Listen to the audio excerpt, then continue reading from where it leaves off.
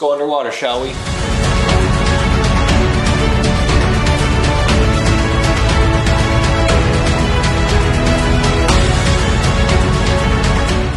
How's it? Welcome back to Tamba Takes. My name is Sean Tamba.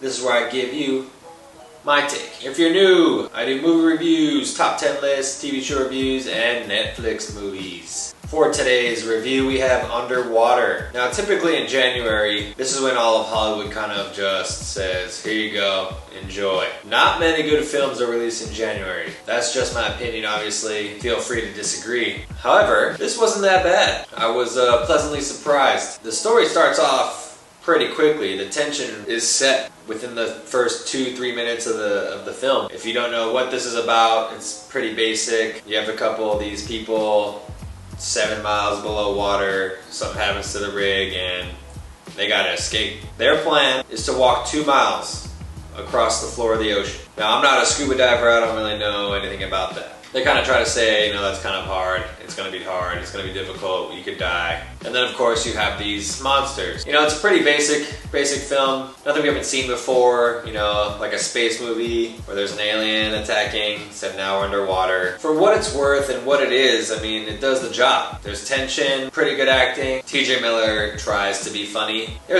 was one point where they were getting on these suits almost like they were filming it kind of like how Batman would get ready and they're showing everyone getting on their suits or whatever, and they kept cutting back to him trying to be funny.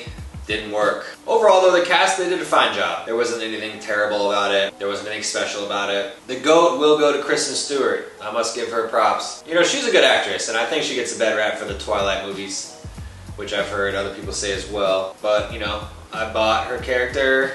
I cared about her the most because she was the most intriguing on screen. The flat tire, it's just gonna go to the overused storyline. And what I mean by that is, in a horror film or any type of film kind of like this, there's a group of people trying to escape from one place to the next, and slowly but surely they die off. I don't think I'm spoiling anything because what else do you expect?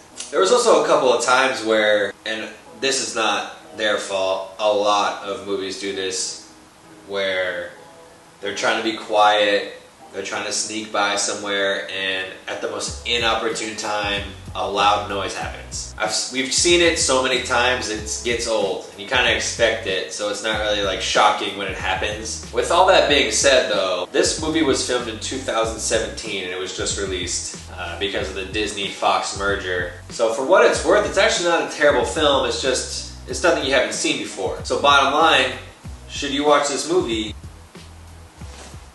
Yeah, if you're bored. That's gonna do it for the take today, and I'll catch you next time.